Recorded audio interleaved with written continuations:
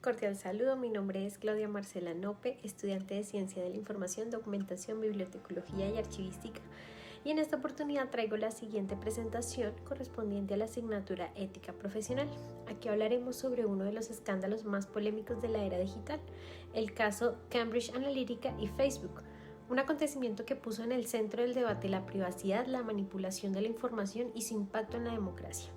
Este caso lo vamos a analizar posteriormente bajo la lupa de 3 teorías éticas que son el utilitarismo, la deontología y la ética de las virtudes.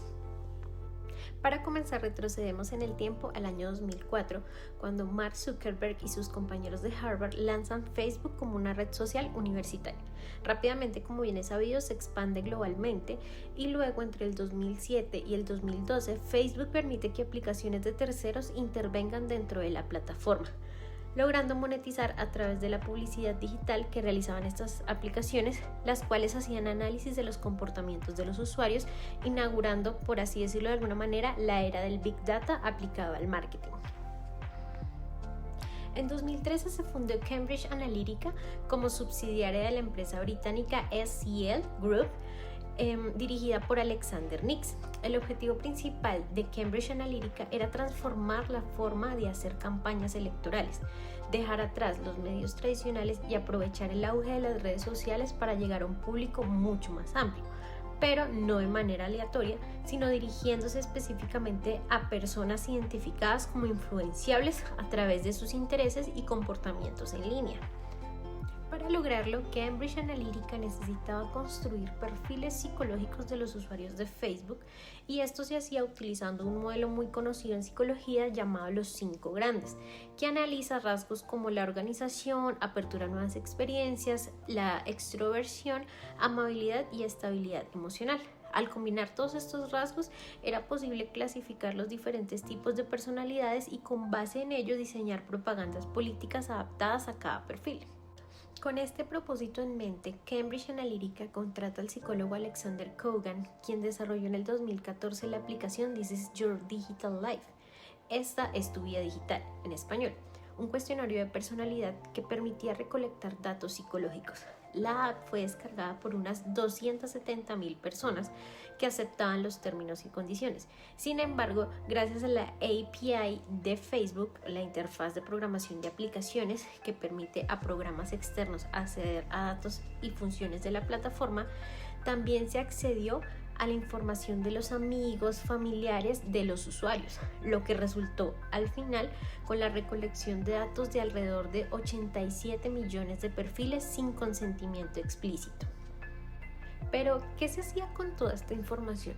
Un ex trabajador de Cambridge Analytica, Christopher Wylie, quien trabajó de cerca con Alexander Kogan en el desarrollo de la aplicación This is Your Digital Life, denunció públicamente a través de los diarios The Guardian y The New York Times que los datos recolectados de manera ilegal habían sido utilizados para intervenir en diferentes procesos políticos.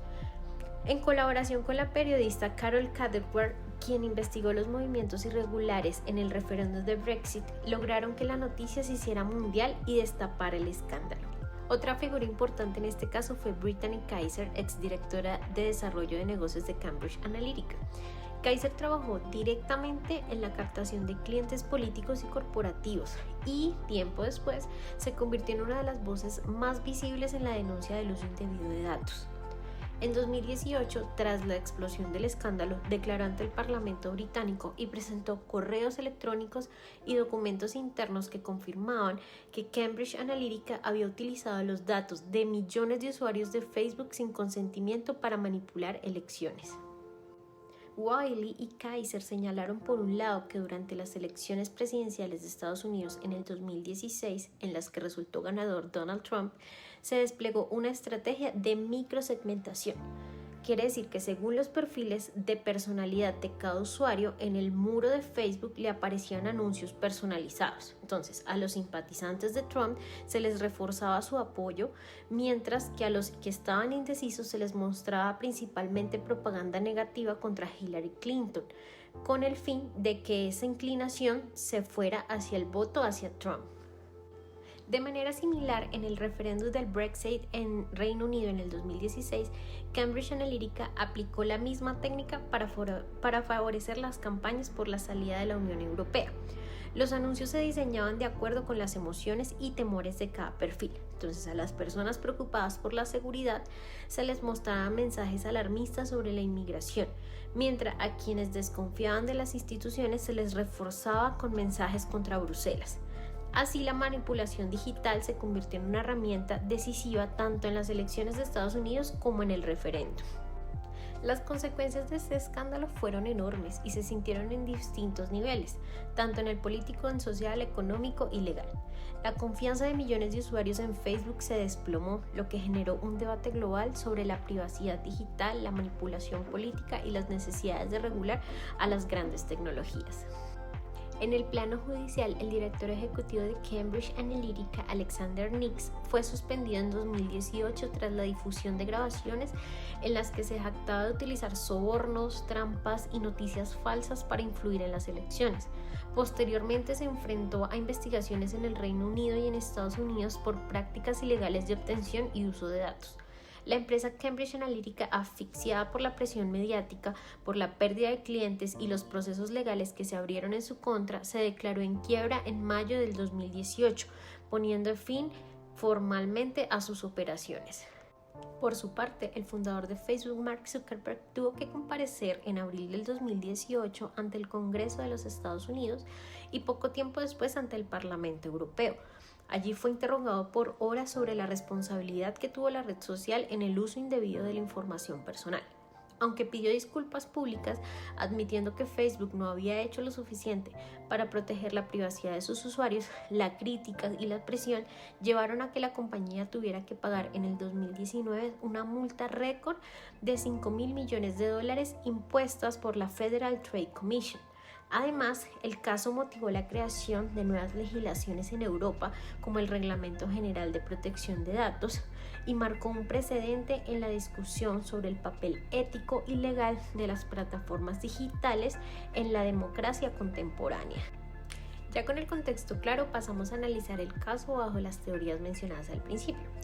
Comenzamos con el utilitarismo. Esta es una teoría desarrollada inicialmente por Jeremy Bentham y posteriormente enriquecida por su discípulo John Stuart Mill. Según este enfoque, una acción es moralmente correcta si produce la mayor felicidad o bienestar posible para el mayor número de personas. Bentham entendía la utilidad como un cálculo entre los efectos positivos y negativos de una acción.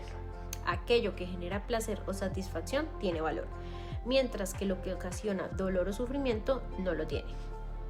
Un aspecto clave del utilitarismo es que se centra en las consecuencias que tienen las acciones, sin importar las intenciones que las motivan. En otras palabras, si se logra un beneficio colectivo, la acción es buena; si no, entonces la acción es mala, incluso si las intenciones fueron las mejores. Si aplicamos al caso de estudio esta teoría, en el análisis utilitarista se revela que las prácticas implementadas generaron un daño social superior a los beneficios obtenidos. Aunque la empresa y sus clientes políticos obtuvieron ventajas con mayor efectividad en campañas, mejores ingresos por publicidad y resultados favorables en los procesos electorales, los perjuicios colectivos fueron mucho más profundos y duraderos. Se vulneró la privacidad de millones de personas, se promovió la manipulación psicológica y política, se destruyó la confianza en las instituciones democráticas y se amplió la polarización social. En este sentido, el balance utilitario es negativo. Los supuestos beneficios individuales para los partidos o empresas no compensan los enormes daños sociales y éticos. Desde esta perspectiva, el caso demuestra cómo las decisiones guiadas únicamente por la búsqueda de ventajas hacia las minorías, sin considerar sus repercusiones a gran escala, terminan produciendo más sufrimiento que bienestar. En segundo lugar, encontramos la deontología, corriente ética asociada principalmente a Immanuel Kant.